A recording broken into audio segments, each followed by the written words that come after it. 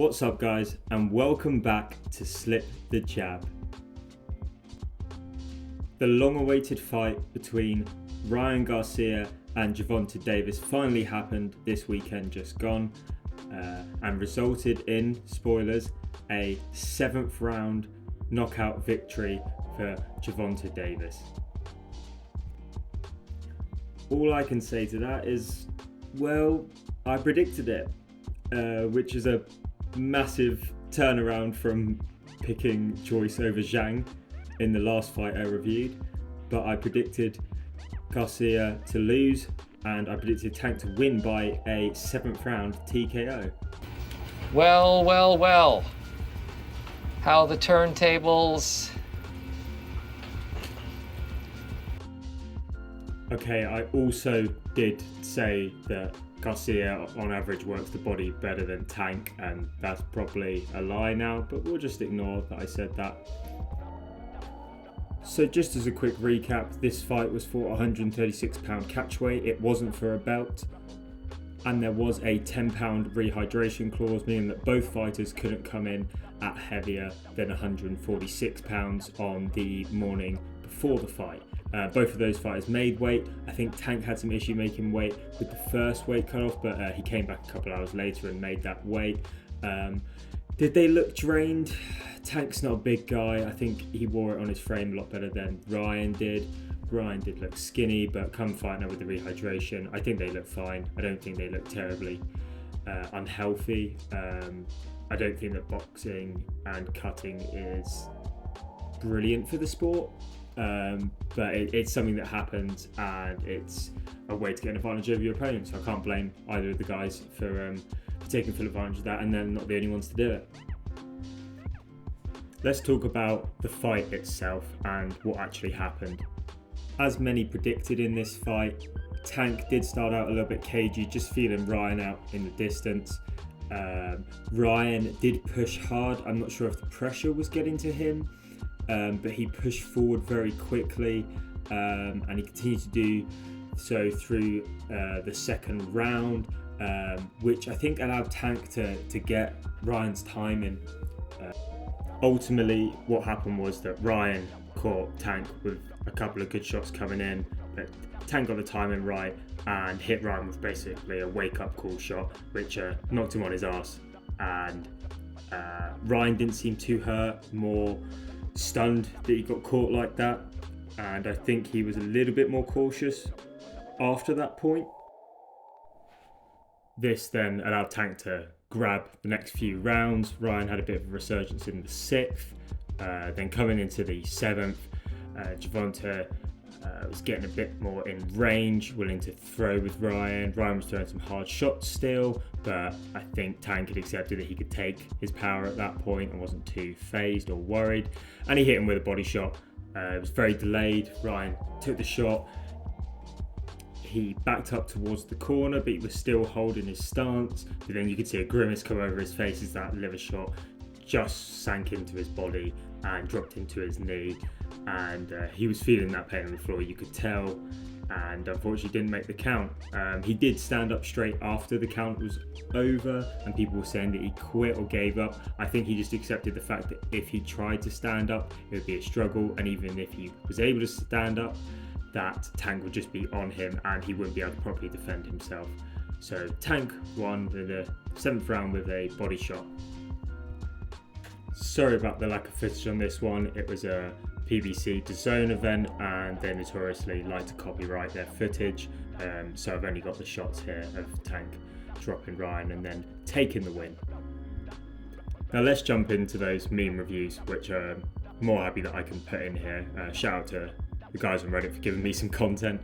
So this is the first one, looking at how the fighters are changing. Ryan becoming Amir Khan, notorious for his glass chin, and Tank heading towards the superstardom that Mike Tyson achieved during his reign of terror back through the late 80s, early 90s. Is this that true? I don't think that Garcia has that weak of a chin, but Tank really impressed in this fight. He really showed his boxing IQ to anyone who was still doubting his abilities. I think he handled the fight better than I thought he would, and I don't think that was through Ryan's fault or lack of ability. I think that Tank generally dominated, and there wasn't a lot that Ryan could do about that. This next one's rough, flaming Ryan, obviously for taking that knee, captioning it "Saving Private Ryan." Liver shots hurt a lot. I don't blame Ryan for staying on his knee. It was a little bit strange that he was still able to get to his feet as quickly as he did, but like I said, I think he'd mentally realised the position that he was in, and I think wisely chose to stay down. I don't think he was coming back in this fight. Looking at some of the public reactions, talking about the punch that ended the fight from Tank on Ryan, you can tell that it hurt him and that it looked like a bit of a 1-inch punch. I agree with that. I didn't think it would be a fight-ending punch. It happened so quick that it was hard to see in real time. But as mentioned by these guys, it did back him up. Final comment also, agreeing with the sentiment I shared earlier. It wasn't necessarily about how much it hurt Ryan, but more about the fact that Ryan wouldn't have been able to defend himself properly. I do think that was the case. Looking at this next comment, the new face of boxing, ? This talking about Tank already believing himself to be the face of boxing with Canelo, according to him, on his way out. I didn't feel that this was the case, but I do feel like this fight has elevated his status. So he is a lot more in the conversation than he was prior to this, because it's a high profile fight on his resume. Against a good quality opponent, but again, really getting out there on all the social media. This did big pay-per-view numbers. This was a very popular event to be a part of for Tank, and he won it. So that is going to raise his stakes in becoming the face of boxing. And finally, the Davis vs Haney/Loma winner next, please. And that would be awesome. I agree, it would be awesome to see. That's the next fight that I would want.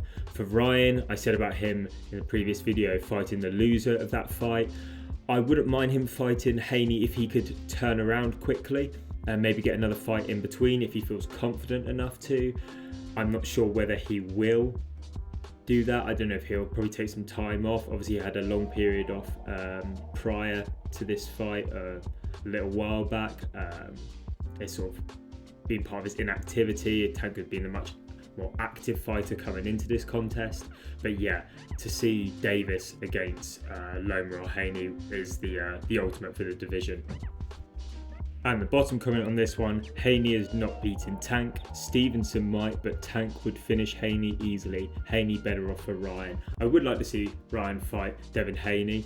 There's some history there. They fought in the amateurs literally 6 times. According to Ryan, it's 3-3. I think Devin has disputed that, saying he won more of those contests, but he has conceded or admitted that they were competitive. So I would love to see that fight.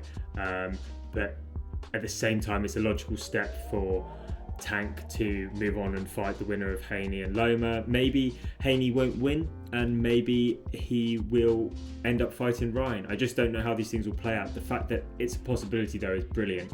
And of course Shakur coming to this division.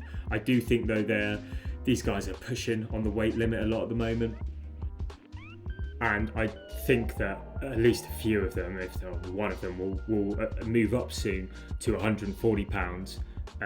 Because they're struggling to make weight, and people like Ryan, they've got the frame to be a bigger fighter than what he fights at currently. I think it's going to be a natural path for them. Obviously Tank's already fought at 140 before, but maybe these fights could take place in the heavier weight divisions. That's also a possibility. Overall, it was a good fight to witness. It wasn't an amazing, incredible back and forth, but I think because Tank put in such a dominant performance, but it was good to see 2 of the best in the division go head to head. And I am looking forward to what happens next for this division. And ultimately, it's good to see respect between the 2 fighters at the end, obviously with this picture on screen, shaking hands, had some nice words to say about each other. Well, this has been Slip the Jab. I hope you enjoyed the video. Please like and subscribe for more boxing content, and I'll catch you guys in the next one. Take it easy.